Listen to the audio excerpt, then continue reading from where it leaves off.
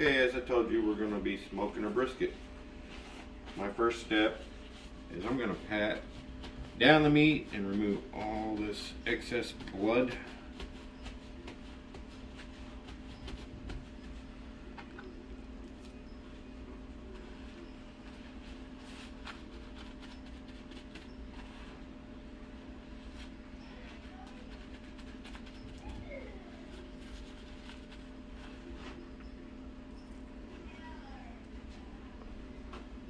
Thank you to my wife for helping me out with this.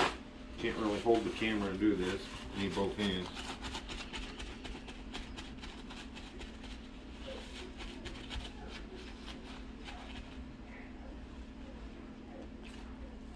It's a pretty big brisket. I can barely wrap my hands around it.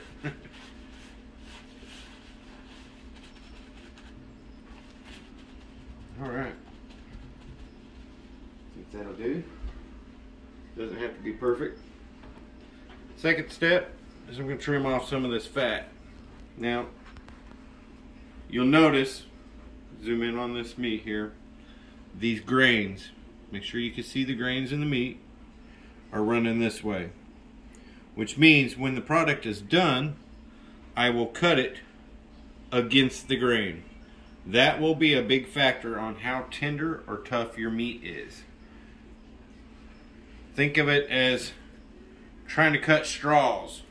If you had 1,000 straws and you were cutting them, if they were laying lengthwise and you're trying to cut it this way, it'd be hard. Compared to cutting it across, it would be easy. It's the same with chewing your meat. A lot of people make that mistake and don't even realize about the grain of the meat being such a huge factor on the tenderness. Normally I'll save this fat and render it down, but I'm not going to do it this time. It's pretty nasty outside. We're trying to empty our deep freeze because we're going to be filling it with a whole cow soon, which means more brisket and steaks and ribs, maybe a roast.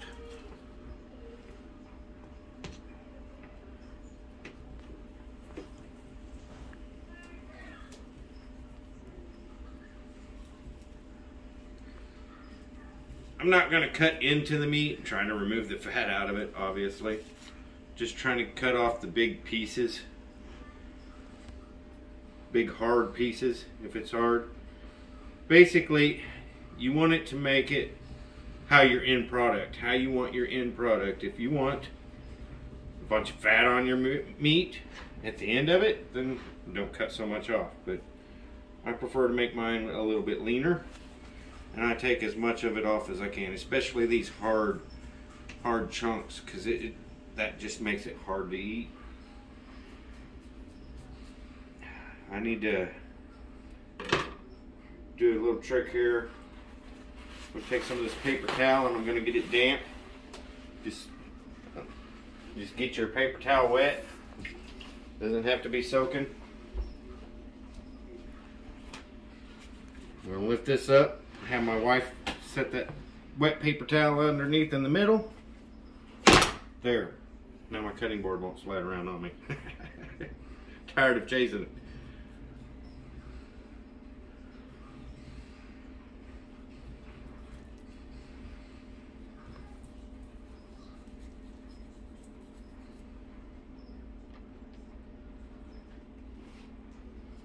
Now that fat chunk's pretty thick, pretty deep. And I'll give you the basics. I'm not going to share my dry rub recipe. It's another one of those recipes I've been working on for a long time. But the three basics of it is kosher salt on any dry rub. You want to use kosher. Celery seed. I just like the way it gives it a little kick. And coarse black pepper.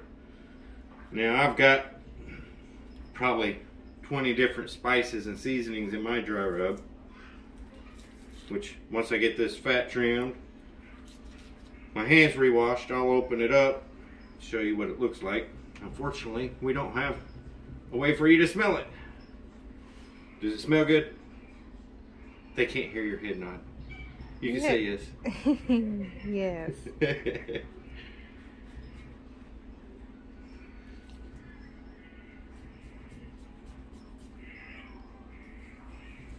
That's a big, thick piece of fat on the end of this.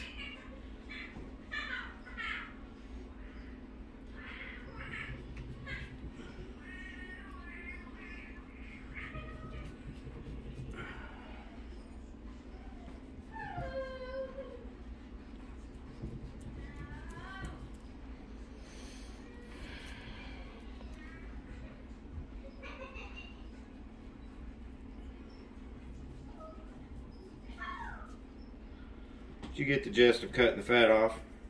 We'll pause it here and I wanted to point out along this part here, it's not quite fat, not quite meat, but that you want to cut off.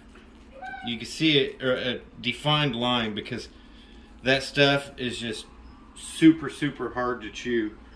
So remove anything like that. I'm going to continue moving the fat off. I just wanted to show you that part of the meat. You'll notice the line between the fat and the meat. It's kind of tricky. Don't cut yourself. But you want to peel it back to that line. Get it all the way to that line, and then grab a hold of it and just keep slicing it back like so.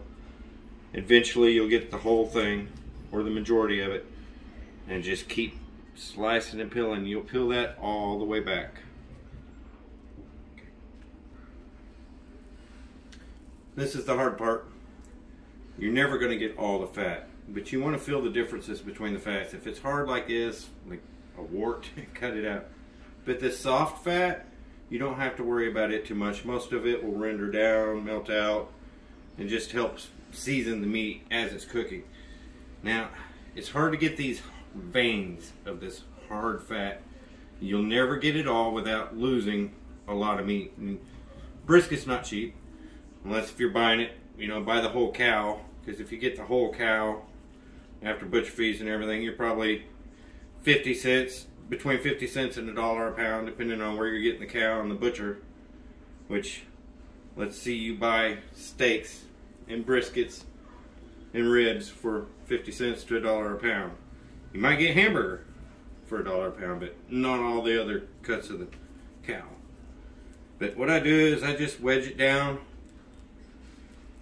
and just kind of cut along it, along the meat, and I just cut out as much of it as I can. I will never get it all out, but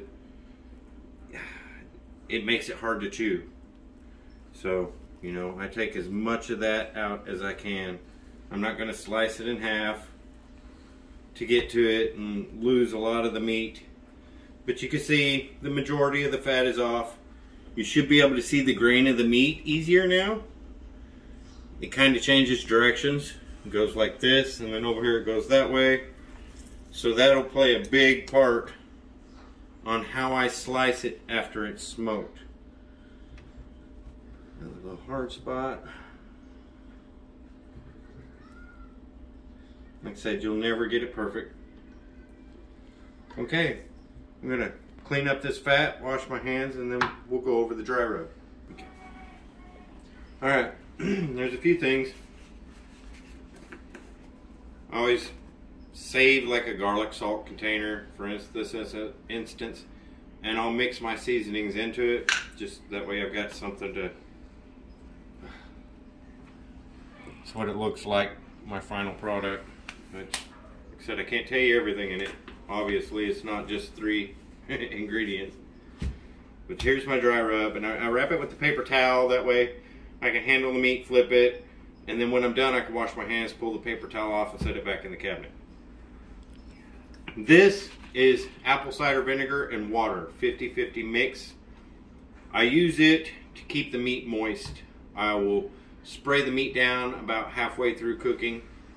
You know, every 2 hours I'll go out there and check it. 2 hours I'll flip it, and I'll spray it down before I flip it. And then between 4 and 6 hours, you can tell as the meat starts to get what's called a bark. It'll be a thick red section on the edge of the meat, which is how you can tell you got a good smoke. Then I'll wrap it in aluminum foil. I can't seem to find butcher's paper. I would rather use butcher's paper, but for some reason I can't seem to find it. So I'm stuck using aluminum foil. But what I do different is I will spray the meat down before applying my dry rub. It just, to me, it helps it stick it on there a little bit, helps keep it a little moister. Make a big mess to clean up, but hey, it's worth it. I spend more on the seasoning than I do the meat, if that tells you anything. Go price a brisket and then you'll understand. I would like to say that it's competition grade, so I don't want to have people out there winning competitions with my recipe. One of these years, I might be able to do one myself.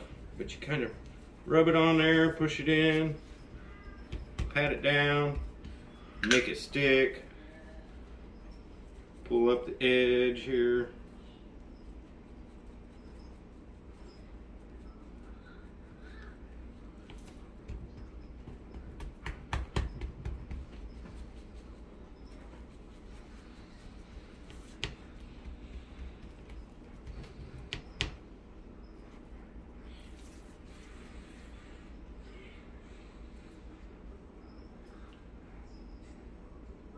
Gray hair, must be mine.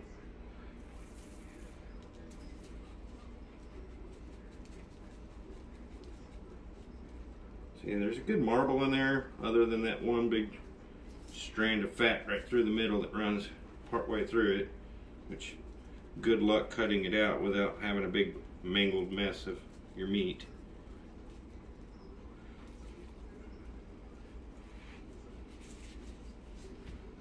Spray this side.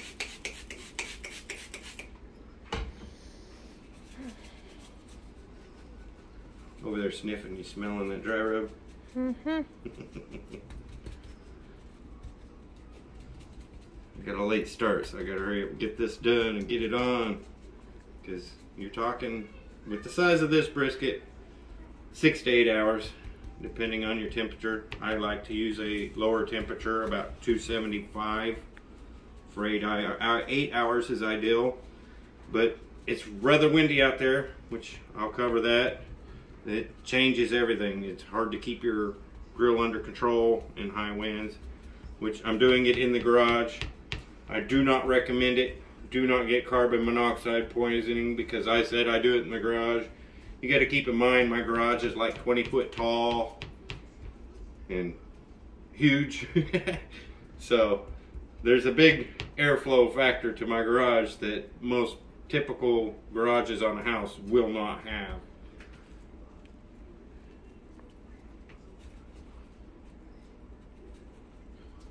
I'll have the doors propped open. It'll leak out to the ceiling. So go on, Miller.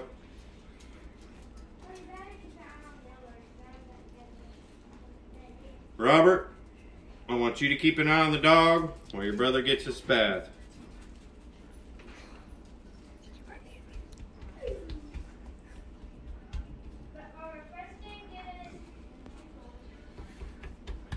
Mom always said kids are okay if you like baby goats. I didn't realize that until I had kids that she was talking crap about me. So, you know. But I wouldn't trade my baby goats for the world. Although sometimes I'd like to kick them in the teeth. Alright, looks like we got a little more, a couple spots. I'm pretty generous with my dry rub.